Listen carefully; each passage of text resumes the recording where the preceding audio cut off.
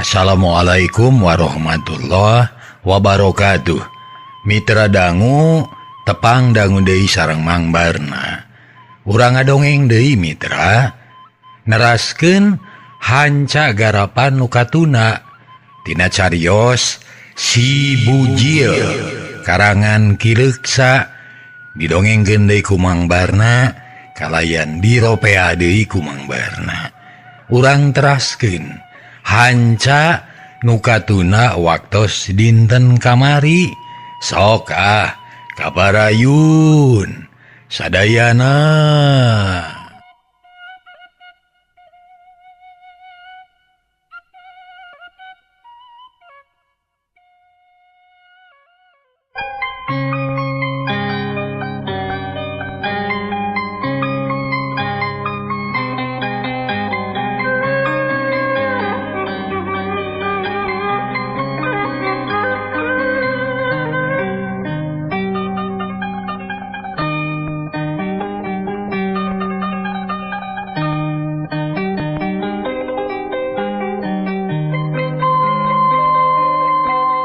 Hanca nu katuna waktos dinten kamari teh upami telepat mah parantos duwika nyaheug da geus lapar yeuh. Si Bujil atoheun di titah dahar teh.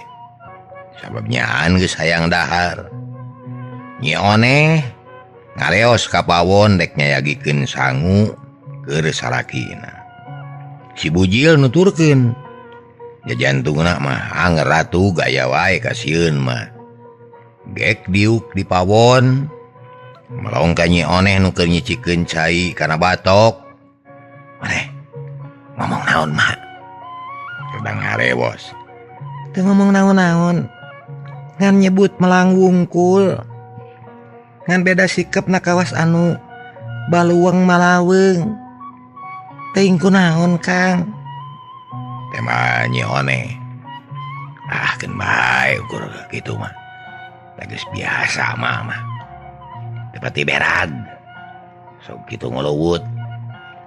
Asal ulah nanyakeun imah jeung tanah we. Sarta ulah hayangeun balik deui ka alaneuh. Henteu ari ngomong kitu mah. Tapi kumaha itu teh? Beres. Cek si Bujil bari nyerenge. Terus nginum celebek dahar meningalimen. Nyi Oneh seuri manehna ge kabawa bunga. Lantaran geus kabayangkeun bakal loba duit hasil ngajual tanah jeung imah.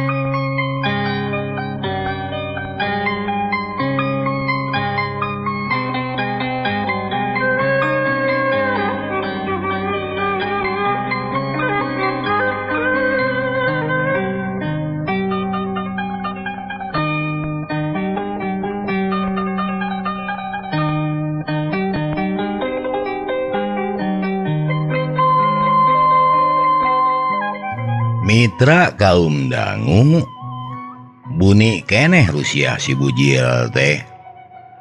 Urang lemur karang hideung can aya nu nyaho. Yen si Bujil tas ngajual imah jeung tanah indungna. Nu nyaho teh duaan we si Bujil jeung Nyi Oneh. Ditambah we ku Mang Dasma nu meulina. Tapi da Mang Dasma mah misah lemur. Tur ta jauh deui. Atuh can waka bocor ayeuna-ayeuna mah sabab Mang Dasma can aya pindah. Kocapkeun si Bujil geus nyakuan duit nu lain saeutik ladang imah jeung tanah teh. Nyi Oneh mani gerah gumira tara nguluwut tara nyaritakeun kasusah jeung kacida someahna ka salaki teh. Nyebut akangna ge leleb naker ayeuna mah. Heuteuk kawas nu geus-geus baketut haseum. Pagawean teh unggal poengan ucing baeud we jeung jadi salaki teh. Kitu deui ka Masiem. Manis someah tulaten geten. Disirikna sagala disayagikeun. Hayang naon-naon ge ditedunan.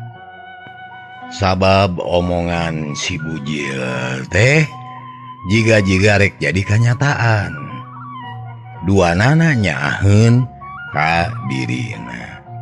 Atuh tadi nasok menang pirasat goreng teh ayeuna mah kacomo ku sikep Nyi Oneh anu sakitu hadena. Sedangkan si bujil jeung Nyi Oneh tisaprak menang duit ti cicing terus ngulincer neangan hayam beulieun luyu jeung rancana ti heula meulina teh teu leuwih ti 1.000 perak nu hayang mahal mah kajeun teu dibeuli. Geus aya 5 poena kikituan teh paranye geus pinuh pagerna dipageuhan mun teu salah mah geus aya 50 siki hayam teh campur jago jeung bikang. Kang Bujil, rek iraha iyang. Ulah diantep wae hayam teh da kudu maraban. Hari diantep pasti begang. Hargana bakal murah. Hari diparab da kudu meuli parab teh rugi deui. Cek pamajikanana dina hiji poe. Puguh can angeus karamana. Keur dijieun keneh Oneh. Tembak si bujil bari suraseuri paromana marah mai. Lantaran geus laksana jadi banar hayam. Atuh burukeun ulah diantep karepna. Kasaha pesenna? Tak Kakang Iha apaan? Keun atuh kuring ditanyakeun. Akang init ka Aki Sanim. Kamari teh nawarkeun hayam. Aya 7 cenah. Sakalian mawa duit. Bayar lunasan tong dianyuk. Cek Nyi Oneh meni cangcing ceng bakatku hayang geura derdagang nyagae. Tema si bujil kalacat unggah ka imah rek nyokot duit.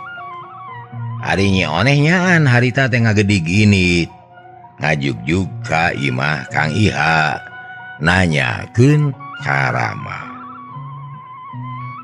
Pada asar geus diarimah deui.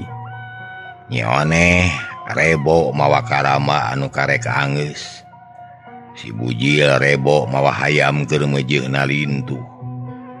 Menang meuli ti Aki Sanim. Nenyo sumanget anakna nu bener-bener ngagedur. Masih embungaheun. Pek. Didoakeun ku emak. Sing lancar dagang teh. Sing gede batina, sing manyang, sing jadi pakeun, ngan omat, sing rik-rik, sing percit, ulah royal, jeung ulah sok ngadahar jinis, pamali. Kitu cek Masiem mamatahan ka anakna. Moal atuh mak. Moal royalan kuing mah sabab geus karasa hirup sangsara teh tegenah lah. Ayeuna marek mikir hayang aya kamajuan. Hayang aya parobahan kuring teh. Ya syukur. Tapi di mana maneh menang modal, Jil? Cek Masiem mimiti nanyakeun modalna. Lantaran kaciri anak nate juga loba duit tapi teu kadenge keur ikhtiarna teuing ti mana.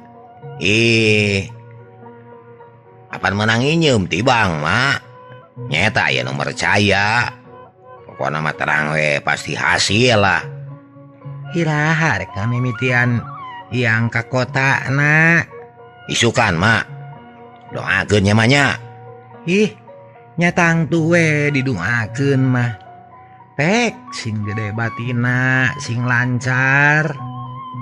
Ulah aya bare bedanana. Pokona mah emak teu waleh ngadua. Gitu pokna Masiem.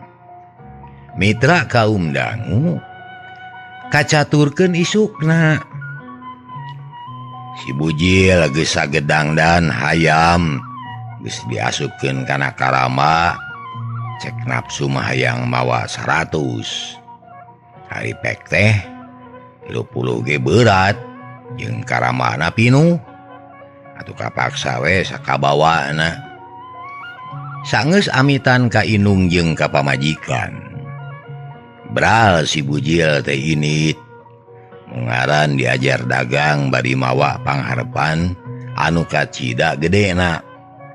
Dibatiun geus kaciri jalan hirup geus ngabulungbung lantaran nu disawang teh gede batina. Teu mikirkeun yen usaha teh aya untung jeung rugi. Nyi Oneh nyerengeh seuri paromana bear marah mai lantaran sagala rupa nu dicita-citakeun ku manehna geus laksana. Kari metik hasil ngala buahna. Sia laksana ayeuna mah usaha teh pasti gede batina loba hasilna. Sabab paling murah ge Kang Bujil teh bakal ngajual 1.500 hiji hayam. Keun sia Kitu garentes hatena terus asup ka imah digawe sakumaha biasana.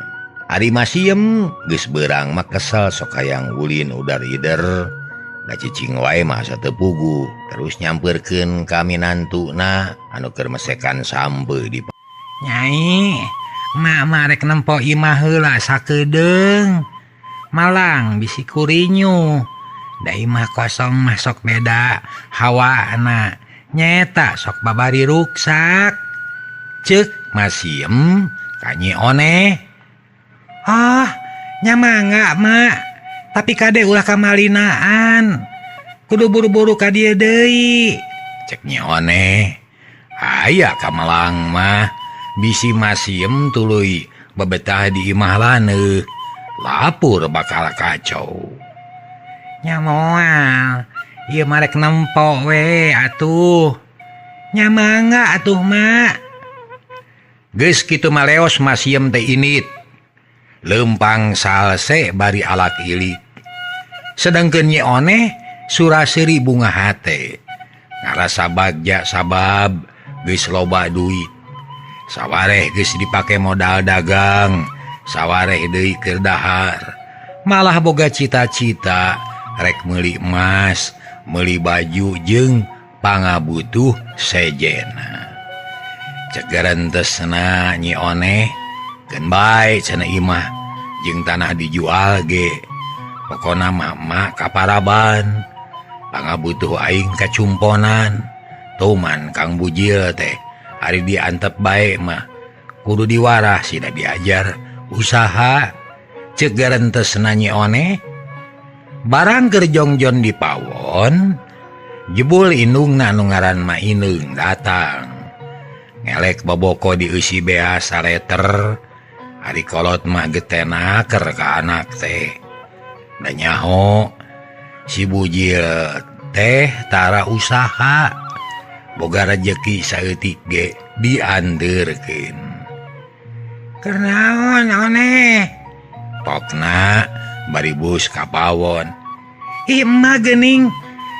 Syukur ka dieu mak. Ieu rek nyepan sampe keur engke beurang.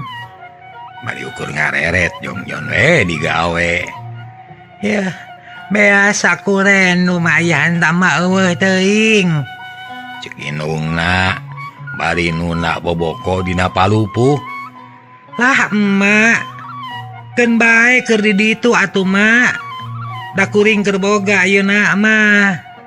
Cek Nyi Oneh ngarumasakeun mineng teuing menta ka kolot. Nya boga beas ti mana nyane. Oneh. Har ari emak. Nah can terangnya. Pan Kang Bujil teh geus usaha ayeuna mah. Jani badar hayam. Malah ayeuna teh keur ka kota ngajual hayam ka urang dayeuh. Cek Nyi Oneh semu agul. Jadi bandar hayam. Paingan kamari Aki Sani mari weus-weus. Nyaritakeun tas ngajual hayam. Duitna cara dipake meuli baju keur incuna. Mana horeng ka maneh ngajualna teh meureun nya. Cek indungna bari semu nyereng. Heueuh mak. Tuh di kolong ge loba keneh hayam. jualen kabeh oge tadi teka bawa dak berateun mawana bari nunjuk ka kolong. ya nuhun atuh ari kitu mah mage milu bunga ngadoakeun sing lancar sing gede batina sing babari ngajualna nuhun mak kana doana tapi di mana maneh menang modal pan meureun kudu boga duit gede ari ngabanar mah. Inungna mimiti nanyakeun modal. Apa nu geus-geus ge pangna teu daek usaha teh alesanana teu boga modal. Menang injem ti bank cenah mak. Ti bank. Eueuh. Geuning mani babari kitu oneh. Yeuh batur memanihara rese nginjem teh. Loba syaratna kudu itu kudu ieu. Nah ari maneh teu kadenge-denge bejana. Maineung ngarasa heran. Lantaran asaku araraneh make jeung babari pisan nginjem teh. Ih ari emak. Apan milik jelema mah beda-beda atuh mak. Jeung deui ieu teh hiji kauntungan keur kuring. Nu mimiti dibere rejeki ku pangeran. Jalana mah kumaha we da rupa-rupa. Cek Nyi Oneh tenang naker. Teu geumber teu reuas ditanya gitu teh. Nya heueuh, nya syukur ari kitu mah. Tapi kade sing waspada. Lantaran ari kangaranan nginyeum mah ieu kudu naur, kudu mulangkeun. Jaba aya anakna meureun anu harti menang bati teh moal bisa didahar kabeh kudu disesakeun keur naur hutang. Atunya heueuh mak. Jeung deui ulah sok ngadahar jinis dagang mah pamali. Lain pamali matak bangkrut meureun mak. Nya heueuh eta maksud mak mah. Lantaran mun jinisna diseupan moal aya batian lila-lila bati leungit modal beak hancur we usaha teh. Maineung malangeun pisan bisi usaha anakna ninggang disuwe lantaran can aya pangalaman kana dagang. Satuluyna mah guntreng duaan nyaritakeun perkara usaha.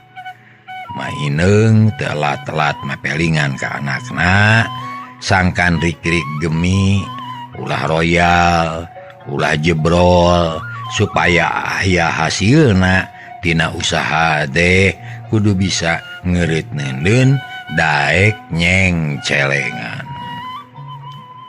Beda deui jeung Masiem nu harita geus aya di imahna. Bus ka jero kop kana sapu inyuk. Sasapu apik naker kebat kebut sagala dielapan. Janela dibuka-bukakeun sangkan ganti hawa ulah ditutup wae.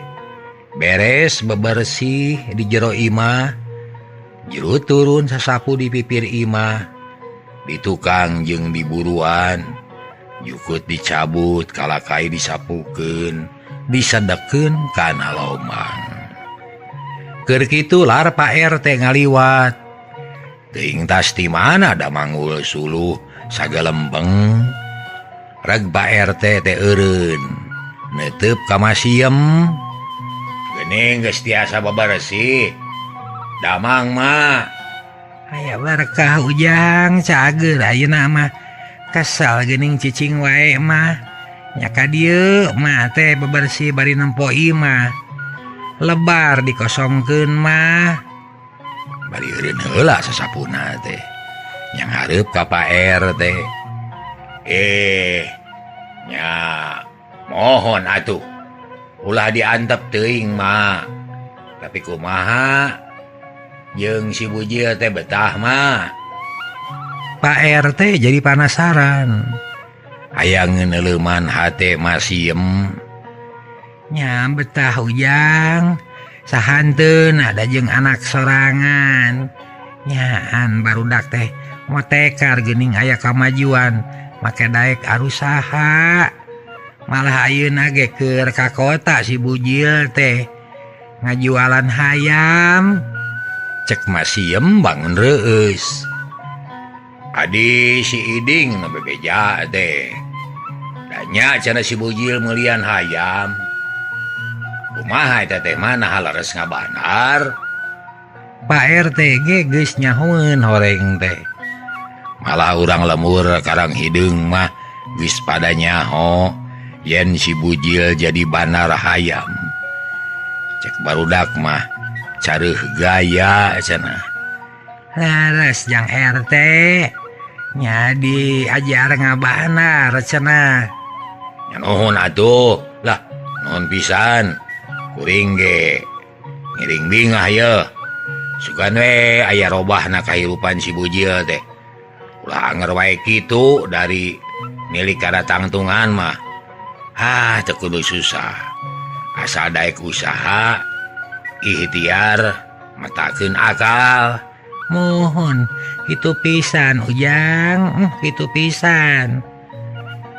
Mitra, geus kitu mah Pak RT amitan. Masih menuluykeun pagaweanana, nyapukeun runtah tepi ka bararesi. Sangeus karsa capek ngadaweung dina Bang Barung.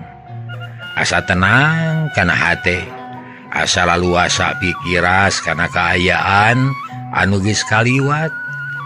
Breh beungeut salakina anu geus maot nemongan sajorelat.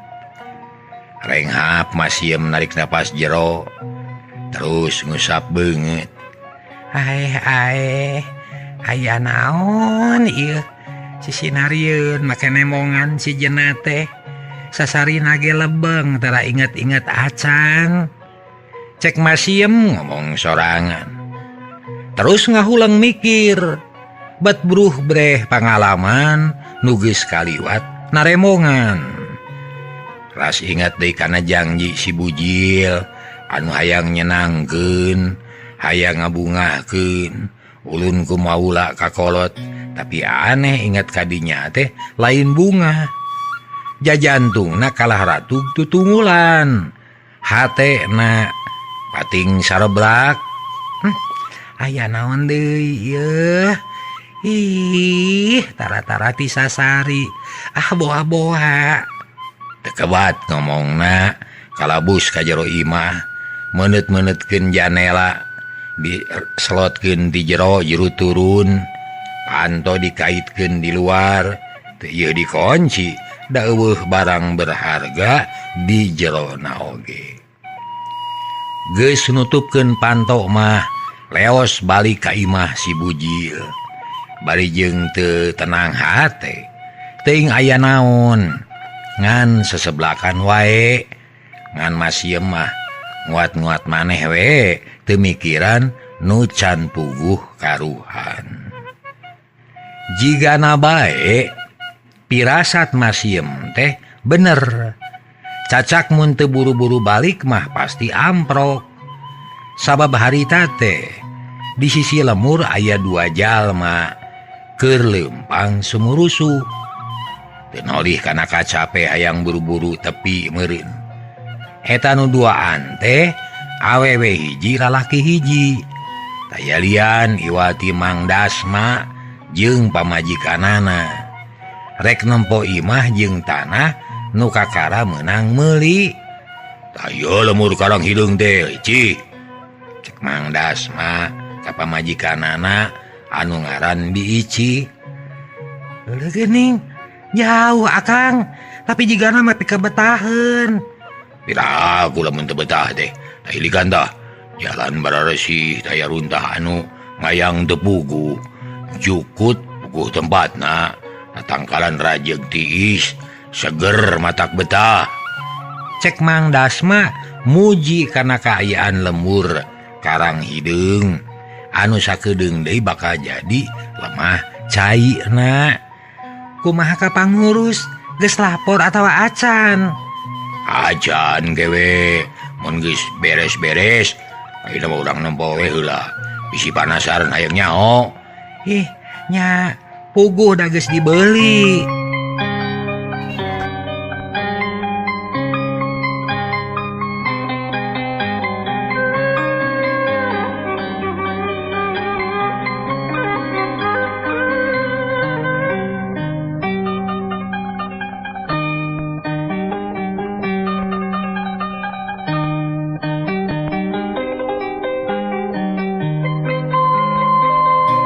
Hari bari ngobrol mah teu kanyahoan geus tepi deui kanu dijugjug. Reg Mang Dasma teh eureun. Tah ieu imah teh cik taksir nah teu moal teuing. Ieu nya. Geuning bilikna butut, kentekna aya anu malongo. Eta golodogna ge tepi kabulukan kitu geuning. Cek mah ici awas nu kurang sugema. Ih, jamak sakaitu mah. Komo nyieun mah moal mahi ku anu gerayu urang ka jero. Da teu dikunci.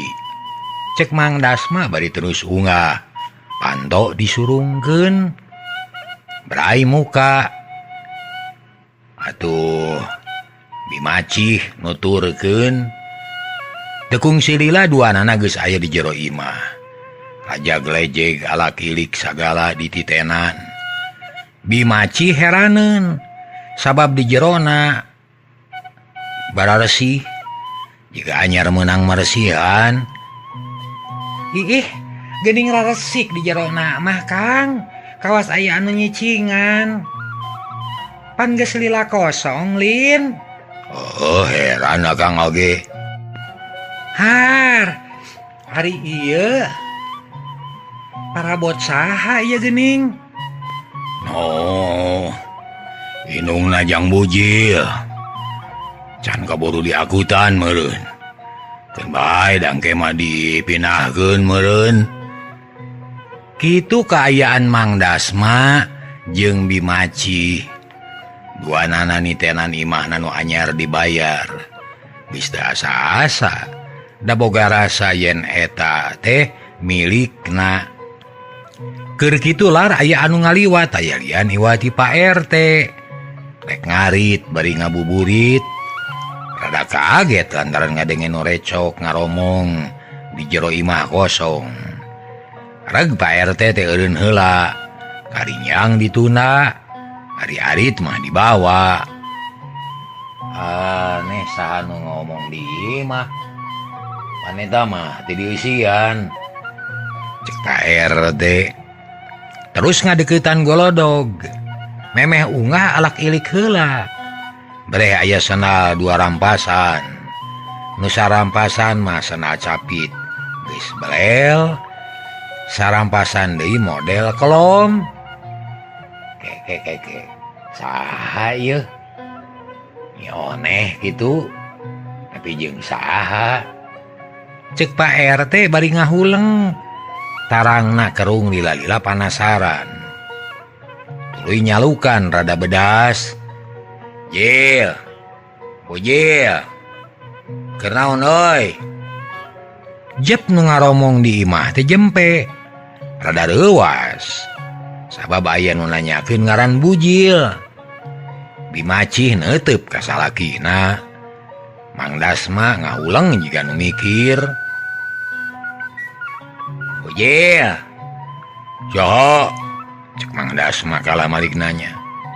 Kuring ya RT. Nah saha di jero? Lain jang Bujil. Pak RT kaget sabab nu nemalan teh lain si Bujil. Mang Dasma norojol ka tepas. Pamajikanana nuturkeun gok patepung jeung Pak RT.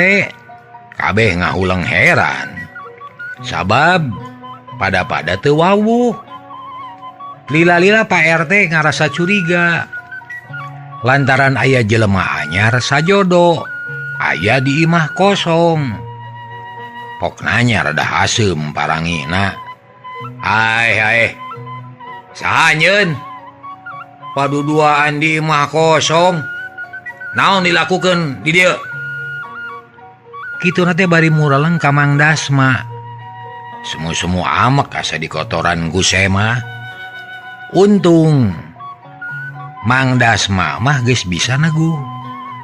Pasti Pak RT bakal kaget. Mang Dasma teu gugup kalahnya seuri. Mangga calik mangga calik. Bari nunjuk kana palupuh. Gek manehna oge diuk. Bimacih reuwaseun. Lantaran nyo Pak RT nu bangun amek. Tapi teu ngomong. Gek deui diuk manehna oge. Pak RT jadi amek. Beuki curiga ka eta Sema. Bus katepas gek diuk deket lawang. Panonna melong deui ka Mang Dasma anu tetep ayem. Kumaha teh? Saha nu sanyana? Pak RT nanya deui. Di Bayun ada si Hapunten anu kasuhun. Adena sim kuring teu lapor heula ka pangurus di dieu. Nanging mugi sing bercanten yen sim kuring teh sanes jalmi teu leres. Nu mawi paduduan di dieu teh sanes nuju ngalakukeun teu uni. Sanes nuju kumpul kebo sanes. Da sim kuring jeung ieu istri teh sanes senulian. Ieu teh pun bojo anu syah kagurung kutika. Cek Mang Dasma tetep ayem manehna mah. Terus kumaha? Saha jenengan? Cek Pak RT.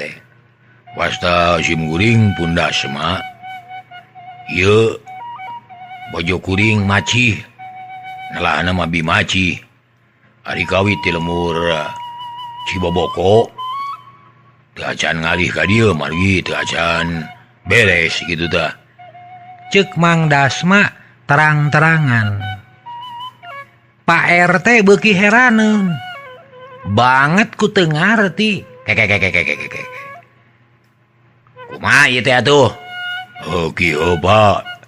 Sim kuring teh sanes kumawantun ieu. Nanging asa tos gaduh hak kanggo ngalebetan ieu bumi. Margi engal keneh tos dibayar lunas sareng tanahna. Tegasna ieu bumi sareng tanah teh tos dipeser ku abdi tah kitu. Gebeg. Pak RT ngarenyag reuwas. Lantaran karek tadi tas dibersihan ku masiem. Piraku ayeuna geus jadi milik batur. Pak RT teu percaya lantaran asa teu kaharti. Kelanan. Kasaha ngagaleuna naha make kumawani mayar. Inya kanu kagunganana ka Jang Bujil. Jang Bujil. Pak RT ngahuleng. Terus mikir bari olohok. Mimitina percaya ayeuna mah. Pasti si Bujil anu ngajualna. Nganu jadi pertanyaan teh, naha badami jeung indungna atawa henteu.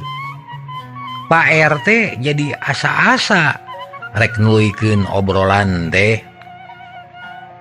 Mang Dasma nu ngarasa teu aman dirina pok deui nyarita mere katerangan anu leuwih jentre ka Pak RT. Sangkan hak manehna ditangtayungan ku RT. Geus lila ieu bumi teh dibayarna ngan teu acan dialihan. Sabab sim kuring nuju beberes heula di ditu. Sarengna deui can gaduh modal kanggo biayana. Da seep kanggo mayar ieu. Nanging sok sanaos kitu ge babi raos sim kuring teh tos gaduh hak penuh kanggo ninjak ieu bumi. Sudah tos dibayar lunas. Mung sim kuring oge rumaos. Waktos ical galeuh teu aya saksi. Mung duaan we sim kuring sareng Jang Bujil. Sawios ari kitu mah. Mangga teraskeun. Nanging ieu teh peryogi kauningna. yen anu kagungan ieu bumi teh sanes si bujil tapi masiem ada terus lunas dibayar si bujil we nu kedatang waler mah nya gen rek dibadamikeun jeung si bujil mangga atuh. Pak RT rada leuwas. Malang jeung hariwang bisi si bujil nyaan geus ngajual imah. Mangkaning banda masiem teh ngan sakitu-kituna. Mang Dasma olohok pamajikanana ngahuleng. Loba kapaur sedengkeun Pak RT ngajewang karinyang terus lempang ngajuk-juk ka imah. Si bujil ngan bari lempang teh mikir panjang. Aduh, si rupa-rupa pasoalan warga ya. Kumari geus kieu nah antep heula atawa langsung bejakeun ka masiem. Duh, jadi bingung ya tapi rek dibunian we heula. Aing kudu asak badami jeung si bujil ye. Kitu putusan hate Pak RT. Tapi muru ka imah si bujil mah teu batal. Terus we.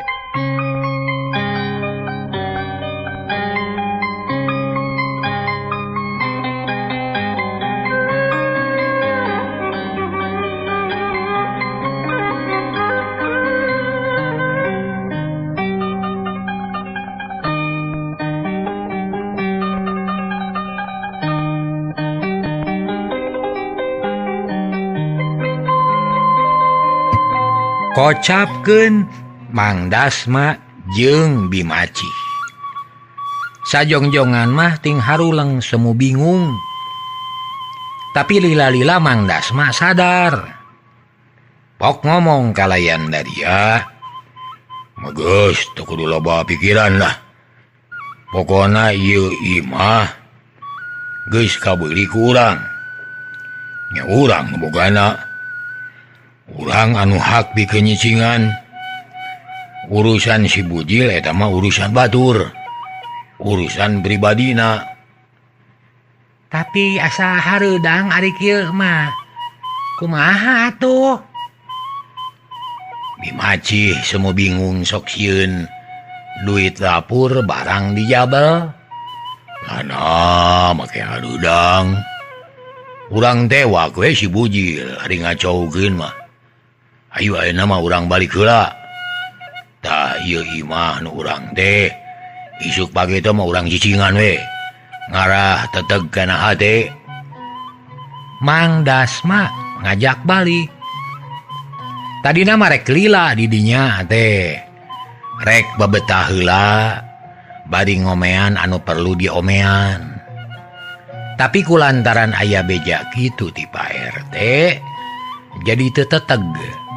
Nya akhirna terus baralik heula ka Ciboboko. Kebat lampahna Pak RT tekung si lila geus tepi ka imah si bujil. Kasampak teh aya awewe ngariung tiluan. Taya lian iwa ti Masiem jeung Maineung. Dibaturan ku Nyi Oneh keur gunter ngarobrol nyaritakeun si bujil nu mimiti daek usaha. Barang jol Pak RT nu ngobrol teh jempe. Reka mana Pak RT? Nyi Oneh miheula nanya. Ka kebon bari ngarit. Keur naon ngarariung? Cek Pak RT. Gek diuk dina bang barung. Karinyang dituna dina tungtung golodog. Biasa we ngobrol. Awah gawe mah ngobrol we atuh.